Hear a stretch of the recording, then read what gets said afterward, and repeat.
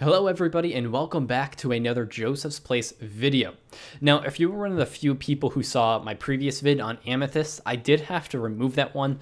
The quality was just really bad. I mean, the quality was worse than my self-esteem, and that's really saying something, so I just didn't feel comfortable leaving that up. So what I decided to do is just take that video and merge it with one of the weekly recap videos that I wanted to do, since there wasn't really a lot of news this week anyway, and just kind of summarize what I said in that video in maybe more of a structured manner, as well as hit the Deadman mode updates. So that's what we're going to do in this video. So starting off with the Deadman mode updates for Season 6. Now I am going to tell you this right now. If you are super interested in the Invitational, then you're going to want to read the blog yourself, because I'm just going to give some high-level overview stuff, but there is a lot of changes. And from the responses, I mean, I'm not that into Deadman mode personally. I like it watching it, but not playing or taking part in it. But I hear that these changes are more beneficial than not beneficial, I guess. That's a great choice of words, but let's just get into the updates. So this will be for July 1st's Summer Invitational. They have stated the final hour location, which is Barbarian Village, and they have outlined the area that will be the final safe area. They have made a few changes to combat. I just want to highlight that they've made Protect to Magic. It no longer halves the duration of Bind, Snare, and Entangle, so this really kind of gives it not an advantage, but puts it on a more even playing field to Ancient Magics, which is really nice, and it kind of bridges that gap a little bit. So I think overall that's a positive change, and I think a lot of people agree with that as well. They will be removing borrows completely from Deadman mode, so that's something to keep in mind. They are bringing back the 6-hour immunity status to starting an account, and then they have changed some things based on the XP lost when you die. If you want to know exactly what's going on with that, again, it's in the description below, but they've made it a lot easier to rebuild after losing. Nothing saves your bank, but it saves some of your XP. And they have also changed a few things, not I guess the main parts, but a few things related to Slayer, such as multi-combat things such as Caliphites. Those were almost impossible to slay as a single player, just playing by yourself. So they've made a few modifications to that. So if you really want to read in depth, I did not want to get in depth just because it could get pretty long. But if you are super interested and want to know the specifics, link for that is in the description. Now I want to get back to the update that I talked about on a previous video that's now removed, and kind of give my thoughts on the Mining Guild. So overall, I think this was a really, really great update. I think a lot of good things came from this, but I do have some problems with specifically Amethyst and the way it works right now. But we'll get into that towards the end. First off, I want to talk about what I really like about this update. I like the fact that for right now, the mining experience rates are pretty much improved all in all when mining ores.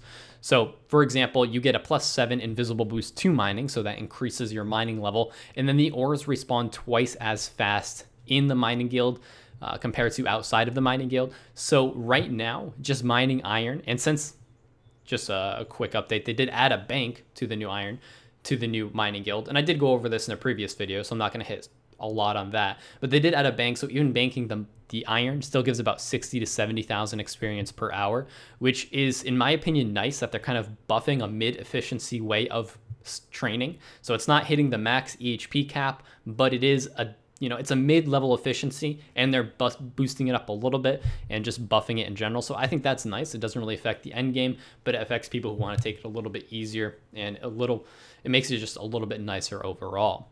Now, hitting on the bank fact, they did add a bank as well as 2 shops, or 3 shops actually, 1 ore shop, 1 pickaxe shop, and 1 extra shop. And that extra shop sells these 2 types of gloves. And these mining gloves are really nice. You get the currency for them by mining in the mining guild. You have a chance to mine these unidentified minerals, which you can use to buy these gloves, which have a chance to auto respawn ore when using them.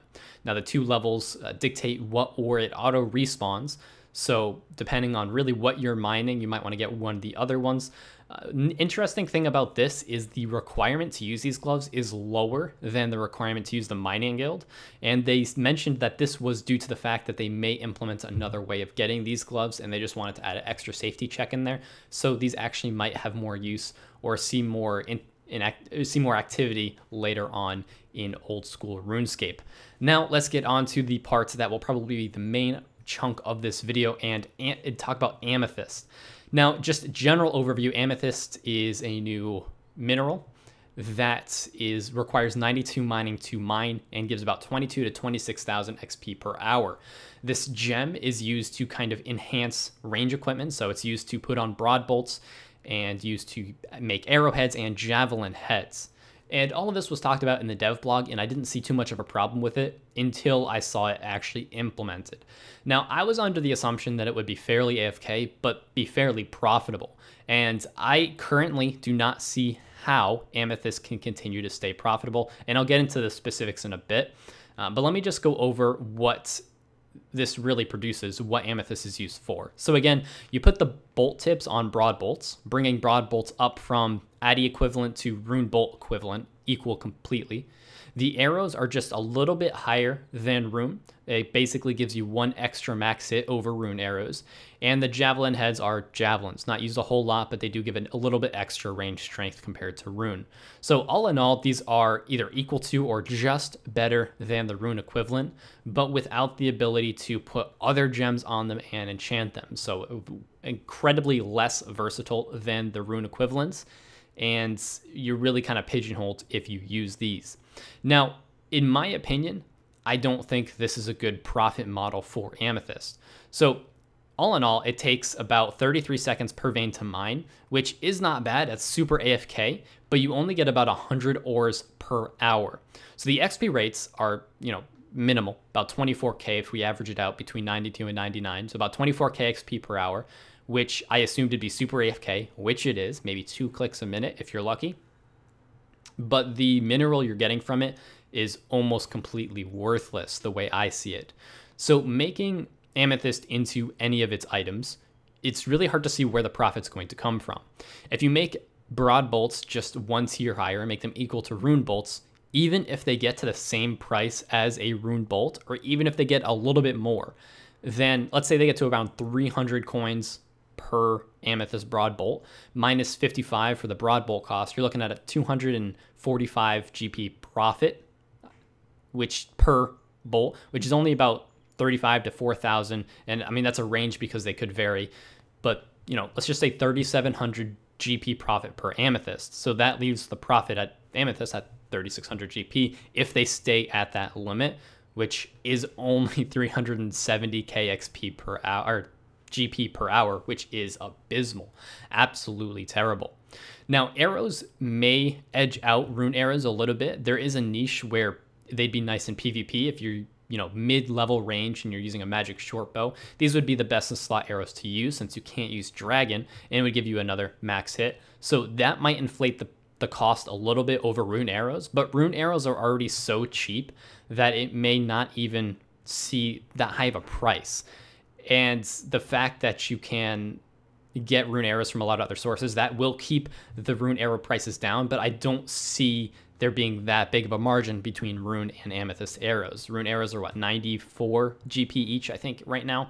So even if you bump that up, even if you double it, you're not even close to the bolt cost. The bolt cost, if we're assuming 300, we're still way below that. So unless you triple the rune arrow cost, you're still under what we estimated for the bolts. So that's not even an option. The javelin heads offer a little bit of a different option as they have the highest alch value as far as I know, 912 per javelin head. So you get 5 javelin heads per amethyst ore or mineral.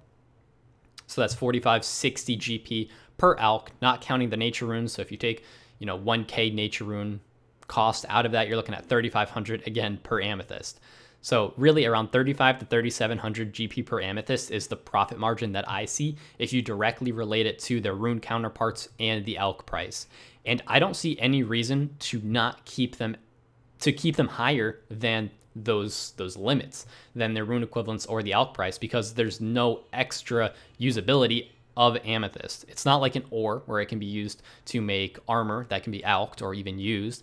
It's not like a gem that you can use to make jewelry or put on other things. We're very restricted in what amethyst will actually do, so I don't see what will keep the price of this any higher than a max of about 3,500 to 4,000 GP per amethyst. Again, the highest price point I see is the alching, but once you take nature runes out of that, we're still back to about, let's just estimate 35 or 3750, just as a nice round number. So if we round, the actual profit per amethyst, if you're relating it to those two things, again, rune and alch, you're looking at 3750 GP per amethyst. And with the current rates that you mine it, that's 375k GP per hour.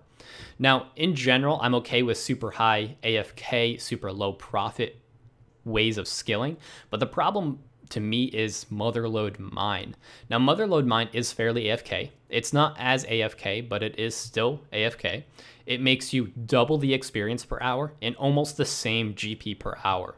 So you're sacrificing 20,000 XP per hour, which Motherlode Mine's about 45k. So you're sacrificing half of your XP per hour for just a tiny bit more GP and a little bit more AFK time. I really don't see the value in that at all. And I don't think that as of right now, there's anything that's going to keep Amethyst from being dead content on release.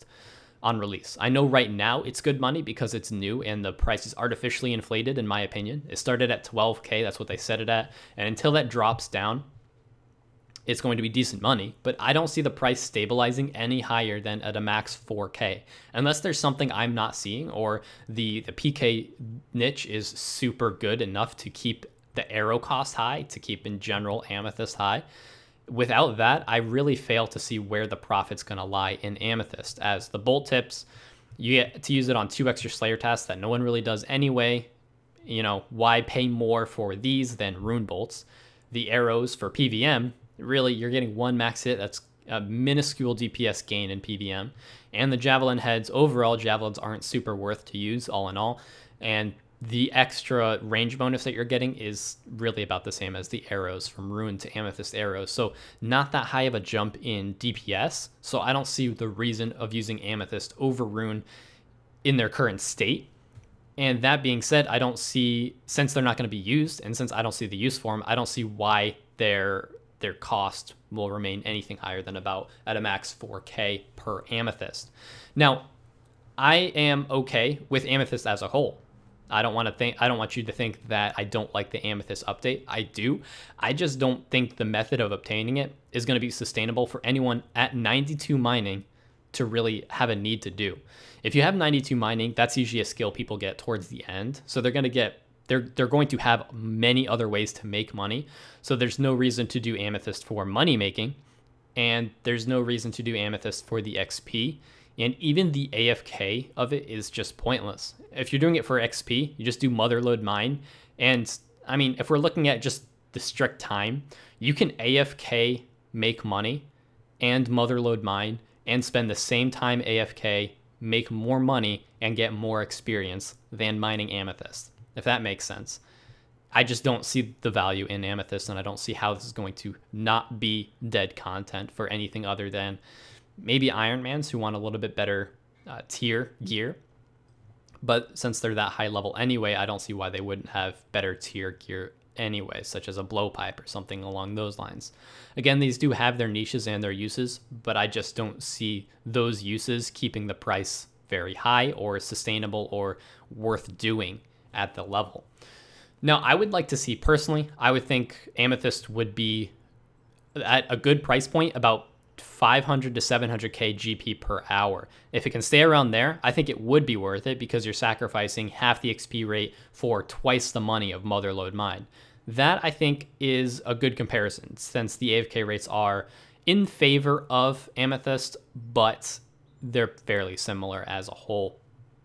So having it around that price point, I think, is decent. Again, I'm not an economist, and I really don't research the stuff as in-depth as I'm sure other people do, but that's just, if I'm just going to feely craft it, that's where I'm leaning towards.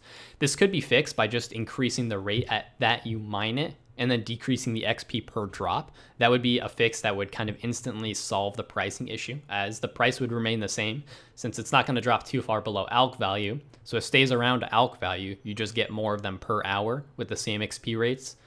That's a fix that would solve the problem if the price does drop to what I'm estimating it will. But other than that, I really don't see any fixes other than giving amethysts more use, which is a possibility, but as of right now, they don't have that. So that's just my kind of confusion and thoughts on amethyst as a whole. Again, the other updates for the mining guild, fantastic. I love to see updates to the mining skill in general.